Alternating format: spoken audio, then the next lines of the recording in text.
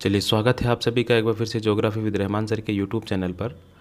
और आज हम बात करेंगे BA BEd, BSc BEd, BA और बीएससी थर्ड ईयर ज्योग्राफी का यूनिवर्सिटी ऑफ कोटा से संबंधित जो प्रश्न पत्र है, संभावित प्रश्न पत्र है, उसका 2022 इसी वर्ष का है ये। तो देखिए, ध्यान आपको सबसे पहले ये रखना है कि आपका समय जो है वो 1.5 घंटा है और पूर्णांक जो है वो 75 नंबर का, यानी कि आपको 38 नंबर का मैटर करना है। आपको ध्यान क्या रखना है इसमें, देखिए सीधा सीधा लिखा हुआ है कि 50% आपको हल करना है। इससे संबंधित मैंने कई बार आपको बता दिया, पिछले वीडियो में आप जाके पूरी जानकारी हासिल कर सकते हैं। आपको ऊपर जो आई बेल बटन दिखाई दे रहा है वहाँ भी आपको लिंक है, ताकि आप पूरा जो है नोटिफिकेशन पढ़ सके क्या यूनिवर्सिटी ने दिया था।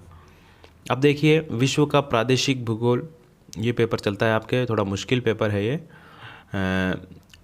संभावित प्रश्न पत्र है 2022 का। इससे संबंधित हम बात करेंगे कि कौन कौन से प्रश्न आपकी परीक्षा में आ सकते हैं। तो प्रश्न नंबर 1 देखिए, एशिया अतीत और भविष्य का महाद्वीप है, मानव जाति का पालना है, इन दोनों वाक्यों की विस्तृत व्याख्या कीजिए। प्रश्न ये कई बार आ चुका है, ये प्रश्न कई बार आ चुका है और आने की संभावना हमेशा बनी रहती है, इसलिए ध्यान रखिएगा। मानव जाति का पालना एशिया क्यों है, या एशिया महाद्वीप अतीत और भविष्य का महाद्वीप क्यों है, एशिया महाद्वीप की विशेषताएं बताइए। ये सभी प्रश्न मिलकर के इस प्रश्न को बनाते हैं। तो एशिया महाद्वीप की प्रमुख विशेषताएं जो है आपको उन सभी के बारे में यहाँ पर बात करनी है। फिर उसके बाद प्रश्न आता है कि एशिया महाद्वीप के प्रमुख भौतिक प्रदेश बताइए, और एशिया महाद्वीप के प्रमुख भौतिक प्रदेशों को विभाजित करते हुए अपवाह तंत्र को समझाइए। एशिया महाद्वीप के कितने भौतिक प्रदेश है, कितने भौतिक प्रदेशों में इसको बांटा गया है। इसके अलावा एशिया महाद्वीप का कौन कौन सा अपवाह तंत्र है, कौन सी नदियाँ जो है अरब सागर के आसपास की तरफ गिरती है, कौन सी नदियाँ बंगाल की खाड़ी यानी कि हिंद महासागर में गिरती है, कौन सी नदियाँ आर्कटिक महासागर में गिरती है, और कौन सी प्रशांत महासागर और भूमध्य सागर के आसपास गिरती है। इन सभी के बारे में आपको बताना है। फिर उसके बाद बात करते हैं एशिया महाद्वीप की प्रमुख जलवायु विशेषताओं का अध्ययन करते हुए प्राकृतिक वनस्पति प्रदेशों का वर्णन कीजिए। मैंने जलवायु और वनस्पति को एक साथ इसलिए लिया है क्योंकि दोनों लगभग सेम ही होती है। जहाँ जैसी जलवायु पाई जाती है वहाँ वैसी ही वनस्पतियाँ पाई जाती है, इसलिए आप जब जलवायु का अध्ययन करते हैं एशिया की, तो साथ ही साथ प्राकृतिक वनस्पति भी आपकी क्लियर होती जाती है। इसलिए जैसे मान लीजिए टुंड्रा प्रदेश है, टुंड्रा वनस्पति है, टुंड्रा जलवायु है। भूमध्य रेखीय है, भूमध्य रेखीय जलवायु है, भूमध्य रेखीय वनस्पति है। भूमध्य सागरीय वनस्पति, भूमध्य सागरीय जलवायु। इस तरीके से जहाँ जैसी जलवायु है वहाँ वैसी ही वनस्पति पाई जाती है। तो ये भी आप ध्यान रखिएगा, मैंने अच्छे से बताया हुआ है आपको। यूरोप महाद्वीप के जनांकीय स्वरूप को समझाते हुए जनसंख्या घनत्व और का वितरण प्रस्तुत कीजिए। यूरोप महाद्वीप जो है, यूरोप महाद्वीप के बारे में हमेशा प्रश्न जनसंख्या से संबंधित एक पूछा जाता है, इसलिए आप यूरोप महाद्वीप की जनसंख्या आंकड़ों को अच्छी तरह पढ़ते रहे। यूरोप महाद्वीप में जनसंख्या घनत्व को पढ़ता रहे, कौन सा देश सर्वाधिक घनत्व वाला है, कहाँ घनत्व ज़्यादा है, कहाँ कम है, इन सभी के बारे में। और यूरोप महाद्वीप का सर्वाधिक जनसंख्या वाला देश कौन सा है, कब कम कौन सा है, इनका वितरण प्रस्तुत करना है हमको। फिर यूरोप से संबंधित एक और प्रश्न बनता है, मैं बीच वाले प्रश्न को छोड़ रहा हूँ। यूरोप महाद्वीप के उच्चावच का वर्णन करते हुए भौगोलिक विशेषता को लिखिए। यूरोप महाद्वीप के भौतिक प्रदेश है, उच्चावच का मतलब क्या है, भौतिक प्रदेश, और उनकी भौगोलिक विशेषताएं क्या क्या है। पश्चिम में जो है पर्वतीय प्रदेश पाया जाता है, दक्षिण में पर्वतीय प्रदेश पाया जाता है, मध्य में मैदान पाया जाता है, और चारों तरफ जो है उसके यूराल पर्वत को छोड़ दे तो चारों तरफ महासागरीय स्थिति पाई जाती है, नीचे भूमध्य सागर है। तो ये सारी चीज़ों का हमको वर्णन करना है, कितने भौतिक प्रदेशों में यूरोप को बांटा गया है, कितने में नहीं, वो सारी चीज़ें।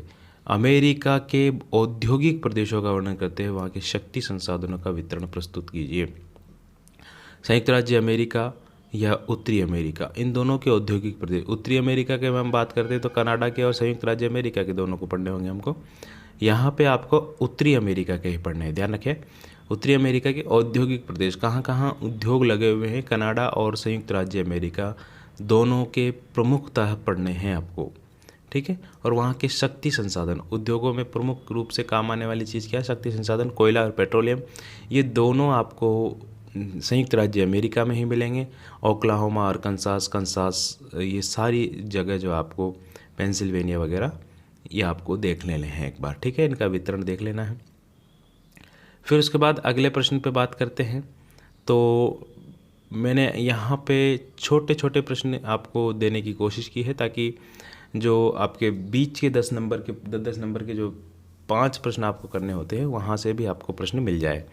यूरोप के कृषि प्रदेश, यूरोप को कितने कृषि प्रदेशों में बांटा गया है, कौन कौन से कृषि प्रदेश है, उन सभी के बारे में।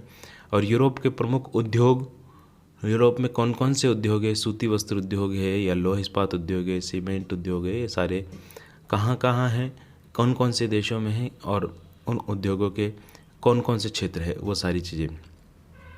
उत्तरी अमेरिका में कृषि, उत्तरी अमेरिका में कौन कौन सी कृषि की जाती है, वहाँ पे कपास पेटी पाई जाती है, वहाँ पे मक्का पेटी पाई जाती है, इन सभी के बारे में आपको उत्तरी अमेरिका से संबंधित बात करनी है। ग्रीष्मकालीन बसंतकालीन गेहूँ की पेटी पाई जाती है वहाँ पे, वो सारी चीज़ें। दक्षिणी अमेरिका की प्राकृतिक वनस्पति, दक्षिणी अमेरिका में जो है आपको अमेजन के जंगल पाए जाते हैं, दक्षिण में शीतोष्ण वनस्पति पाई जाती है, इनसे संबंधित बात करनी है। पेट्रोलियम संसाधन, एशिया के पेट्रोलियम संसाधनों के बारे में बात करना है, ख़ास तौर से दक्षिण पश्चिमी एशिया के पेट्रोलियम संसाधन जो है अरब देशों में है, खाड़ी देशों में है, उन सभी के बारे में आपको वितरण प्रस्तुत करना है। और उत्तरी अमेरिका का उच्चावच, उत्तरी अमेरिका के भौतिक प्रदेश, पश्चिम में जो है एंडीज पर्वतमाला है, पूरब में जो है प्लेशियन पर्वतमाला है, और ऊपर जो है मैदानी प्रदेश है बीच में और ऊपर की तरफ, इन सभी के बारे में आपको जो है चर्चा करनी है, बतानी है, पढ़ लेना है इसको एक बार अच्छे से। अब इसके बाद जो प्रश्न आता है वो है WTO, इसको बहुत इंपॉर्टेंट जानिए आप। UNEP और WTO, ये प्रश्न आएगा ही आएगा, ठीक है, इसको बहुत इंपॉर्टेंट जानिए आप। ये प्रश्न ज़रूर से ज़रूर आएगा। विश्व व्यापार संगठन से आप क्या समझते हैं? UNEP संयुक्त राष्ट्र पर्यावरण कार्यक्रम, यूनाइटेड नेशन एनवायरमेंटल प्रोग्राम क्या है, इसकी विवेचना कीजिए। ये प्रश्न आएगा ही आएगा। इसके बाद जो आखिरी प्रश्न है उसमें भी मैंने 3-4 प्रश्न दिए हैं ताकि आपको जो है ज़्यादा से ज़्यादा मैटर में दे सकूं। आखिरी प्रश्न जो है उसमें आपको करना कुछ नहीं है, वैश्वीकरण किसे कहते हैं, ग्लोबलाइजेशन, इसके बारे में बताना है, इसका प्रभाव क्या है, इसकी समस्याएं क्या हैं, इसके फ़ायदे क्या है, ये सारी चीज़ें। ऑस्ट्रेलिया में जनसंख्या प्रारूप, दक्षिण अमेरिका में जलवायु और न्यूजीलैंड का उच्चावच। तो इस तरीके से ये प्रश्न पत्र है आपका। उम्मीद है ये प्रश्न पत्र आपका बहुत सहायक होगा। सिर्फ़ और सिर्फ आपको 50% हल करना है, सभी के सभी प्रश्न आपको मिल जाएंगे। ये पेपर मैंने टेलीग्राम पे भी डाला हुआ है, आप वहाँ जाकर के भी इसको देख सकते हैं एक बार। तो मिलेंगे अगले वीडियो में, तब तक के लिए नमस्कार।